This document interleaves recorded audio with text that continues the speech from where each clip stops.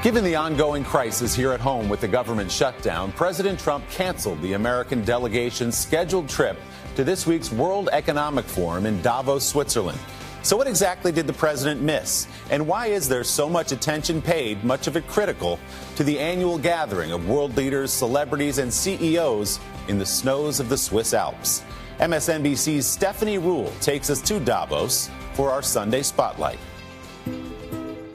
While the U.S. government was shut down for a record 5 weeks, leaving millions of Americans feeling an immediate financial impact, 4,000 miles east of Washington, D.C., a very different scene was playing out in the small town of Davos, Switzerland, where a who's who of global leaders were rubbing elbows with some of the wealthiest and most influential people on the planet at what's called the World Economic Forum. But despite what the image of dozens of private jets suggest, not all of the attendees were flying private. Mixed in the crowd are conservationists, humanitarians, medical experts, even artists turned activists, all with the same goal: make the world a better place. So to you, is Davos more about solutions than it is problems? It's about identifying the problems and bringing creative people together to solve those problems. will.i.am is an entrepreneur and musician and founding member of the Black Eyed Peas. All right, Hi, I'm Stephanie. To see you as well. Very nice to meet you. She's awesome.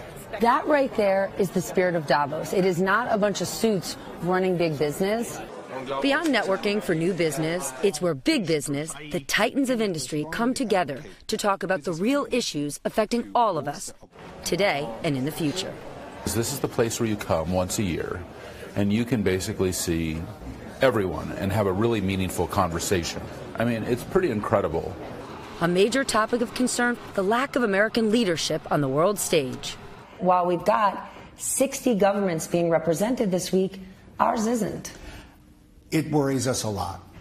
You know, really, since World War II, the United States government has played a leadership role for the world. Americans have benefited from the better world that this has created. I think the world needs American leadership. To confront global challenges from climate change, we have to change, to the growing inequality gap between the rich and the working class. Davos gives the chance to turn that talk into action, like Microsoft's decision to invest nearly $500 million to build affordable housing in their hometown of Seattle. Our success, I think, rightly should be fueling the community as a whole.